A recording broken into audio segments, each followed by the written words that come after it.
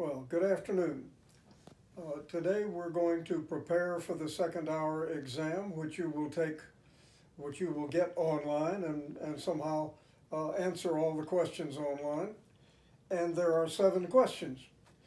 The entire quiz will be an essay quiz.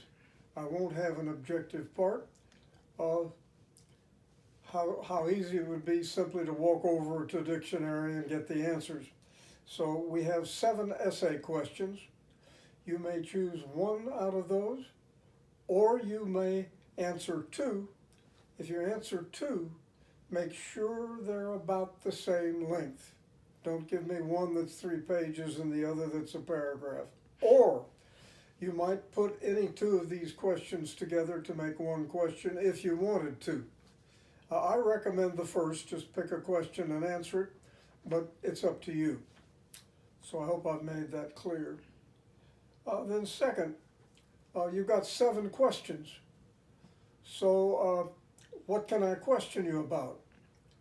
And Plato and the aesthetic attitude, what's that?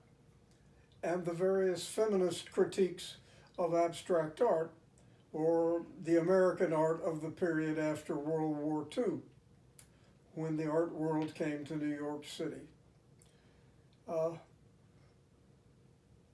And that's about it. So I've had to hybridize some questions here. And I suppose the first has to do with Plato. Plato, you recall, was one of the 3 most notable critics of art. They're not at all so sure art is a good thing. And I thought you shouldn't have a course in aesthetics without knowing that some people held that. A lot of the people who hold that view are simply people that don't understand art. But Plato and Freud and Leo Tolstoy, the 3 great critics of art, knew enough about it that you can't simply, and indeed Plato was a writer. He created an art form, the dialogue. And then Tolstoy was an artist. He wrote really some excellent novels, which I take it as an art form. And Freud had a collection of art objects, mostly primitive art objects, mostly African. But they knew something about art, so you can't just neglect them. Well, the only one we've studied out of these 3 is Plato. And what does Plato have against art? And it's something of a puzzle. How much he has against art, what he thinks is wrong with it, and whether even the enlightened people in the Republic are going to have a chance to read all this art that portrays immorality, or that portrays complete loss of self-control, or whatever it is. Why was he opposed to that? And so you have these 3 steps, or 3 degrees of knowledge. The first is the kind of knowledge that the philosopher has. Now, the philosopher is not a college professor teaching at MIT or the University of North Texas. A philosopher for Plato has, number 1, gone through an excellent science education. Number 2, they've been out in the real world, whether it's in the army or in the courts or in politics or in business or in some kind of foreign trade. They will not have been raised in the rather limited world of philosophers giving courses or doing graduate studies. They've been out in the world. But the philosopher then will know not only the mathematical forms of things, but the higher and entirely metaphysical forms. And he will know them within the perimeters of common sense. Then next, second in line in knowing the way things are, is the craftsman. The philosopher knows the form of the bed because he knows the geometry. The craftsman knows the form of the bed because he can put it together and take it apart and knows how it functions. It will stand up, you can sleep on it. It won't fall down, and it will be comfortable. But third place is the artist who merely paints it. He doesn't know the geometrical form of the bed such that it has to be to function, and he doesn't know all the different kinds of wood and the different kinds of nails and the different kinds of mattresses that you have in order for the bed to work. He's at 2 removes from reality, merely drawing the appearances of things. Well, you know people that you think are naive because they believe the appearances of things. If the dean of something or other speaks, you assume it must be true because he's a dean. Well, not really. He has to, he or she as a dean have to do the dean-like things. And they all have their limitations. So, there are people who accept appearances and don't dig any farther. But the philosopher is one who has done a lot of that. And the end result is that the artist, as opposed to the philosopher, only treats of the appearances of things. And so you can't trust what the artist does to enlighten you. Indeed, it might well mislead you. Well, what's he talking about? Well, he makes an attack which must have taken a lot of bravery on his part on what the Greeks took to be scripture. And that would have been basically Homer and Hesiod, 2 very different writers. Homer wrote the great epics of Greece. If Homer was one person, it may have been a woman, incidentally. But at any rate,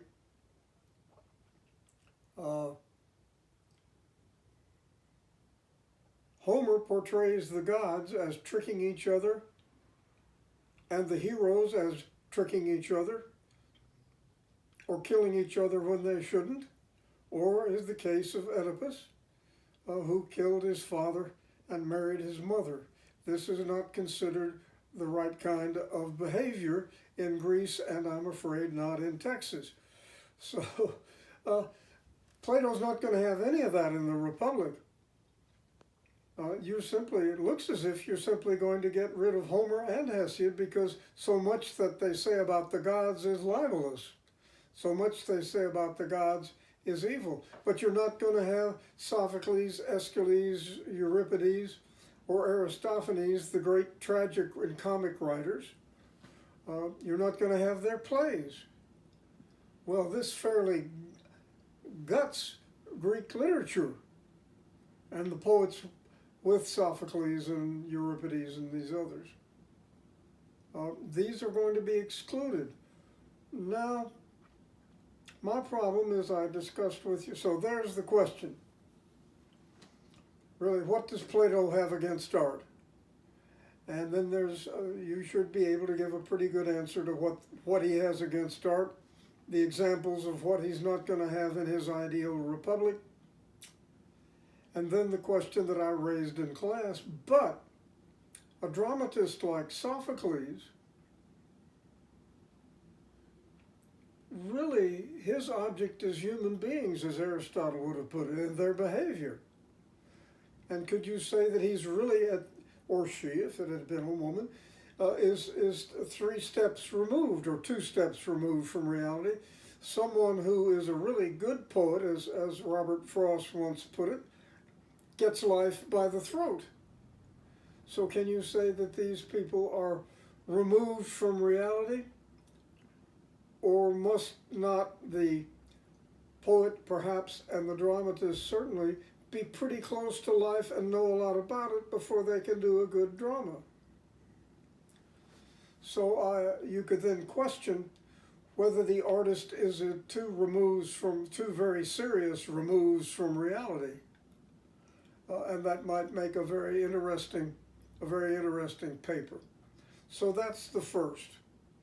Then the second question is a kind of hybrid. We've studied the Vietnamese Veterans Memorial. It's a very sad, a very sobering memorial. And if you ever get a chance, if you're ever in DC, I certainly recommend that you go there and see the Vietnam Memorial. It's very moving. It's cut into the earth in a V, and you walk down and you walk back, and on each side are the names of all the people who died or went missing in that war. And it's very beautifully carved, the names, and in terms of the dates of the war. And then it turns out that this one part of that memorial points towards the Lincoln Memorial and another towards the Washington Monument, which situates this memorial historically and situates it between the triumph of Washington's monument rather, and the tragedy of the Civil War. So it's historically situated. So so that's what it looks like. And, I've tried to explain it, and the essay in the book is very easy to read and very clear. And incidentally, what the essayist didn't say, I think, enough about was how many people hated it and how many people thought it was anti-American, or as I would tend to put it, anti-American. But suppose you looked at that memorial from the vantage point of the aesthetic viewpoint, or the aesthetic attitude, to be more precise. What are the features of it, as you would have for Jerome Stolnitz, who did one article on the aesthetic attitude, or Marcia Eaton, who did the second essay on the aesthetic standpoint? Why is it that the Vietnam Memorial is so moving? And it is to most people. Partly because they can go and make a tracing of their father who died, or their husband, or their grandfather, or whoever it was. And so the war, in a sad but very real way, becomes something personal. I know of no other monument that is that personal, unless, if you go to the Alamo in San Antonio, the names of all those who fought and died at the Alamo are up on the wall for you to see. Incidentally, about 1 out of 4 of those have Mexican names. Did you know that? That there were Mexican Texans who fought against Santa Anna. So when you want to talk about the heroes of the Texas Revolution, you should include Mexican-American heroes. I bet you didn't know that. I bet nobody bothered to tell you that. I think it's rather important. But in any case, most memorials aren't that personal, but a few are. Okay. Now, Eaton and Stolnitz have a rather different view of the aesthetic attitude. And if you've read both papers and listened to my inspiring essay or lecture, you could guess what they are. How does the Vietnam Memorial fit into the aesthetic attitude? Eaton takes a very simple, because of its breadth, I like it, but a very simple view that whatever we take delight in is aesthetic. I've been unable to take delight in the Vietnam Veterans Memorial. Delight isn't what you feel. It's like what you feel in watching a great tragedy, in the sense of Aristotle.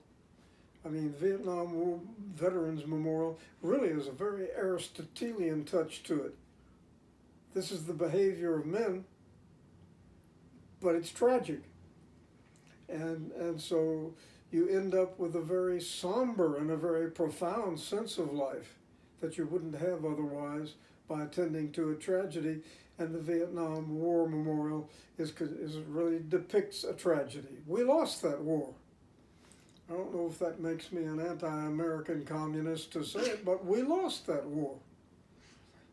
Not because we were defeated in the sense that our troops were killed off, but in the sense that we just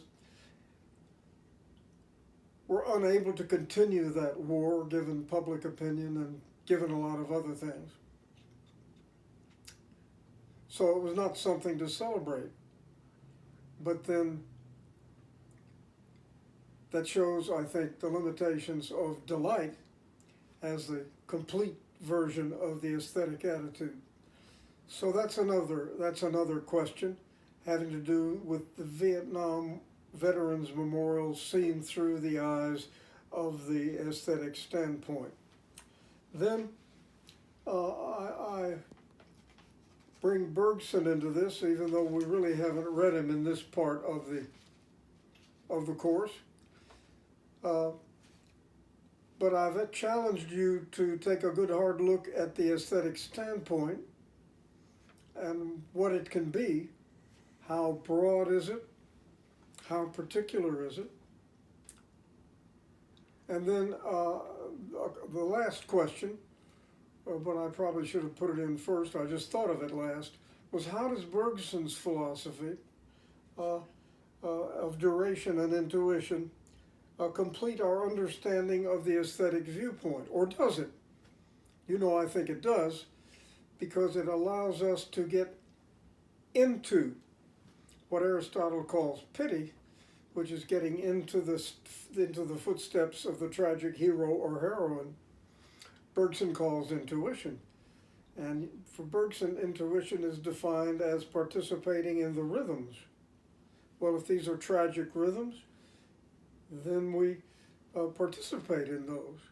We're literally in the aesthetic object. And it also explains why, as Stolnitz says, an art critic isn't necessarily in the aesthetic standpoint. They might be in a non-aesthetic standpoint, which would be, Bergson would say, well, what they're doing is analysis. And the aesthetic standpoint has to go beyond analysis. It may give rise to new forms of analysis, but you can't do the aesthetic viewpoint, I would say, without a nice touch of Bergson, which explains why our analytical modes of thought are not aesthetic, or they may have started in that. But in the end,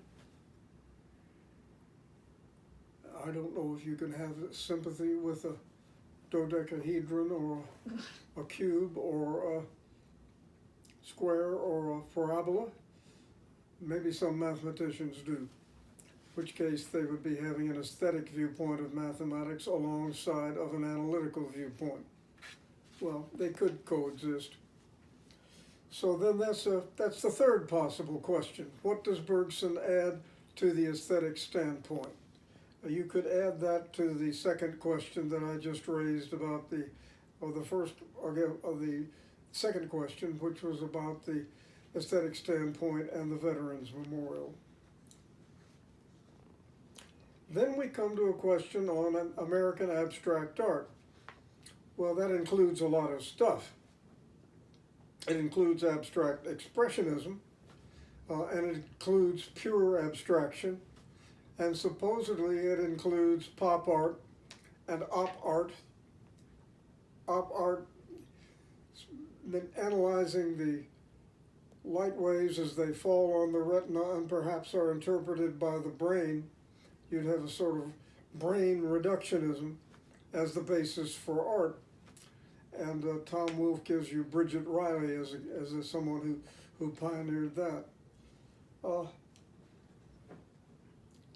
Why did the people who did this kind of art consider it to be the only kind of art? I'm not sure I know quite the answer to that. I'd be interested if you could come up with something better than I have. Somehow, what happened to modernist art was that it became exclusive and dogmatic. If you aren't doing our kind of art, then you are not doing art, and so you can't get in the museum and you can't make a living, and you just mustn't consider yourself an artist. That was the position that they held. And I gave you an example from my wife's family, the Pater Thomas Wilmer Dewing, very famous in his time, but when the new modernist art came to America, by a couple of what was called the Armory exhibits, then the kind of art he was doing was no longer considered art, and he couldn't make a living. If it weren't for certain of his friends, and the wealthy friends in the art world, he would not have been able to make a living as an artist. You may know that I don't like that. You may know that I'm not so sure. It's like a religion. If you don't belong to our religion, then not only are you going to hell when you die, and a lot of people think that way, right? Not only are you going to hell when you die, but I will make your life a hell here until you convert to my religion. What's the difference?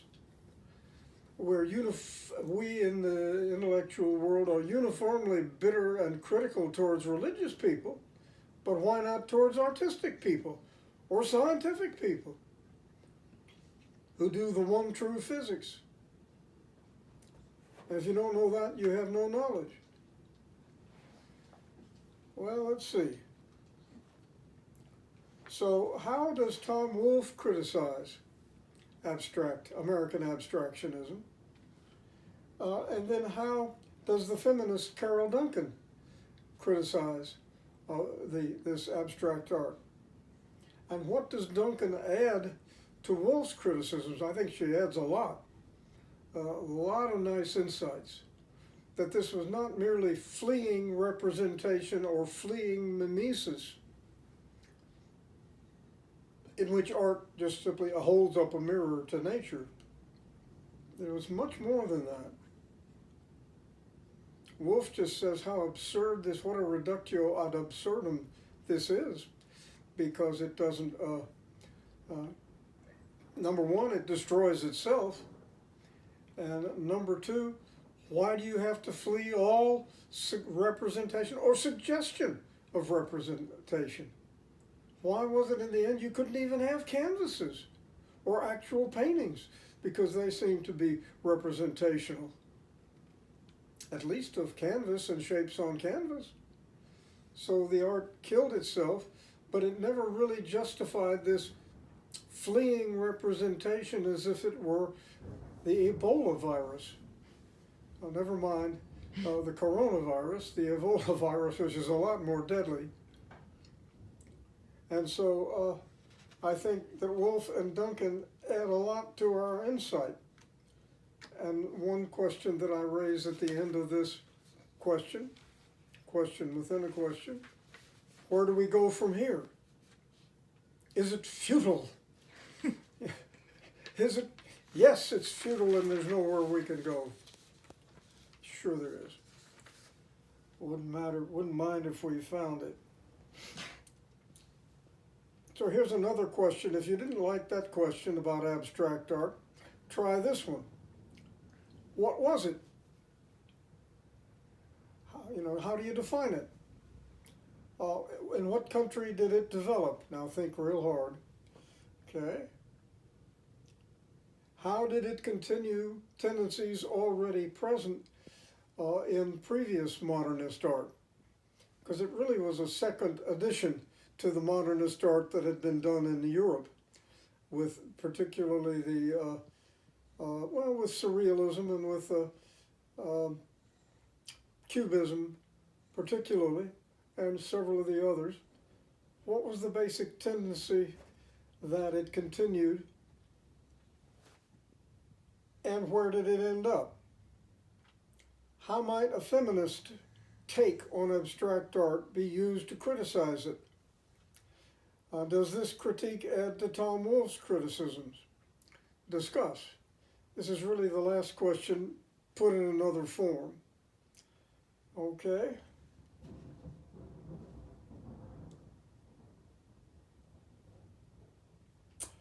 And then here's another question about abstractionism, put in yet another way. If abstract artists sought to escape all reference to subject matter, okay, remember subject matter, which could be the painting itself or the historical milieu of the painting or the artist and what the artist went through, all that is subject matter.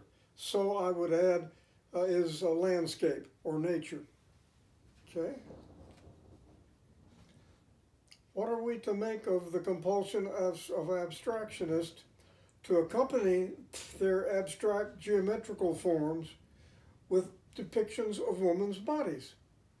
This was the point, was the geometrizing, and then the counterpoint was the woman's body. And the woman's body was viewed as either lewd, as either degradingly sexual, or as dangerous. One of Picasso's paintings of a woman, when you look at it closely, it's the painting of a praying mantis. Here is something that can kill you and eat you, or castrate you, or make you go to university committee meetings, something horrible that people shouldn't have to endure. Number one, why did they feel compelled to add that counterpoint to abstract art? It wasn't abstract at all. It was very super concrete. Why did they do that? It was not consistent with their basic theory about what art should be. Mm-hmm. Well, I think that you might say maybe they were confessing something. But why did they have to confess that? And so the feminist critique of abstractionism, I would argue, there's a lot to it. There's a lot to it. What were the actual motivations and drives behind abstract art? That's a sneaky question. You might say it's an illicit question. Maybe you should say that there aren't any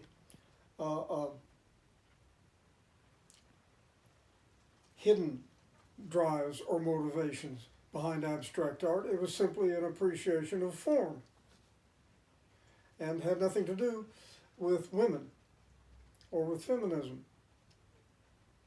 That would still leave questions open, but if you are, religiously committed to a particular aesthetic, I suppose that people who aren't in your religion are going to some kind of artistic hell. Maybe they'll listen to Lawrence Welk. They'll be forced to listen to Lawrence Welk records for the rest of their existence in hell, or to watch, or to look at really bad paintings, or really listen to really bad poems. When I was younger than you, I wanted to learn how do you write poetry, so I joined the Texas Poetry Society. You would not learn how to write poetry in the Texas Poetry Society because they were all stuck in the 19th century. Ooh. Oh, incidentally, that was thunder. That was a big one. Yeah, that was, wow. I don't know if it came across on the, so that as a way of, I staged that, and then you can get to see, that was sublime, okay? My lectures are merely pretty or beautiful, but that lightning and thunder are part of the sublime and scared me, as I hope it didn't scare you. But the closure of the thing is what I can't understand, and then why everyone else felt obliged to follow.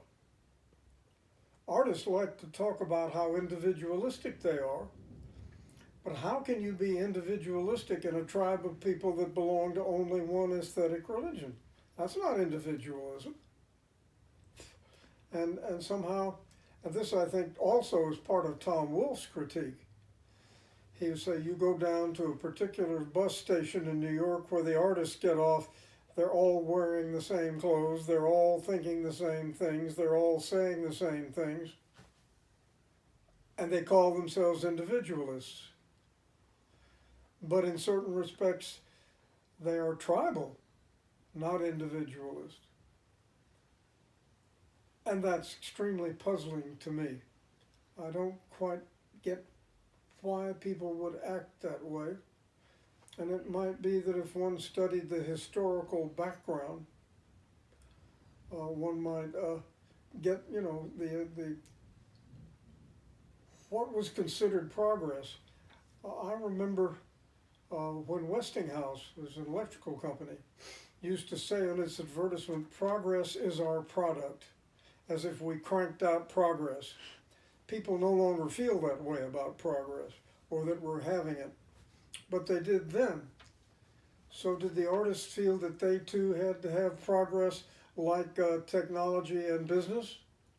And were simply, while claiming to attack business and technology world, they were actually imitating it, doing a kind of forbidden mimesis. Why, if Ford came out with a new model every year, why did then the artist had to come up with a new ism every year? And weren't they doing something that they strenuously denied that they would ever do, and that's mimicking what later became called the military-industrial complex? I don't have the answers to these things, but if in a pointed way you raise some questions, then you're on the way to some kinds of answers.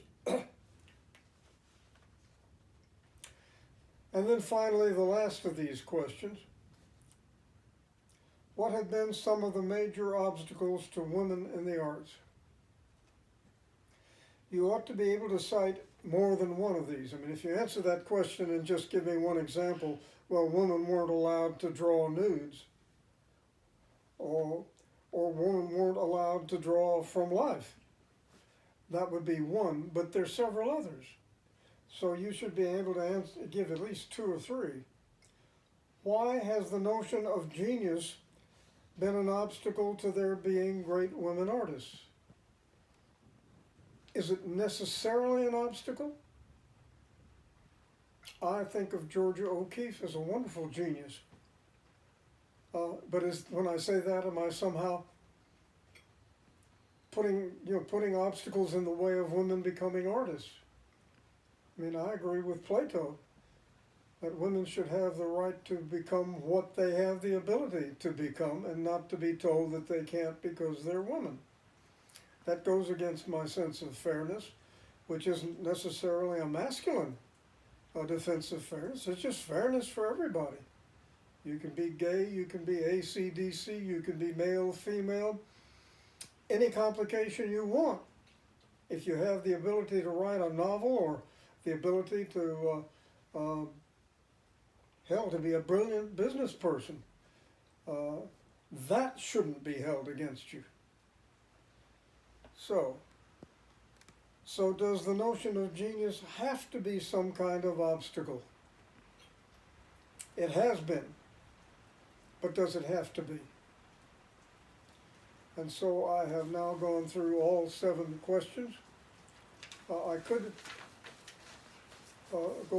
extend this tirade at greater length, but I don't know that you would get much out of it. You have a pretty good palette of materials from which to write, and then you're going to have 7 questions, of which I've sketched a little bit more than the basic outlines, and so you should be able to prepare for this. Particularly, you might go back and reread one or another of these articles and think about what's meant by it. Now, in one sense, this is very generous.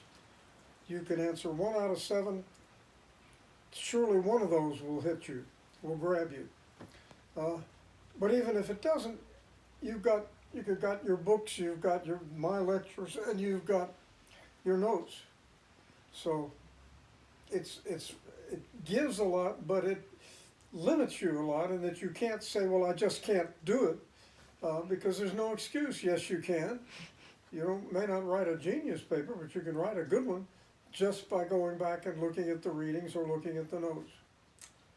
So again, to repeat, when you finish this exam and turn the paper back in, Miss Bishop will read your paper. Then she'll give me the names of every student with the letter grade for the exam, and then I will add those up and average the first and second hour exam grades for you, and then you will get an A, a B, or a C. If you really worked hard, you could get a D. That takes a special effort, or lack of one. And if you want to accept that as your grade for the course, then you must inform Ms. Bishop that that's the grade you want and you'll accept it. But if you don't, then you have to let us know that you want to take the final. I'm sure some of you will want to take the final, so I'll have to make up some new questions. Okay? I try to think of what other questions you could ask, and I can't think of any, so I've more or less covered the ground. But I wish you best on the hour exam and on having endured a rather unusual and rather odd semester course.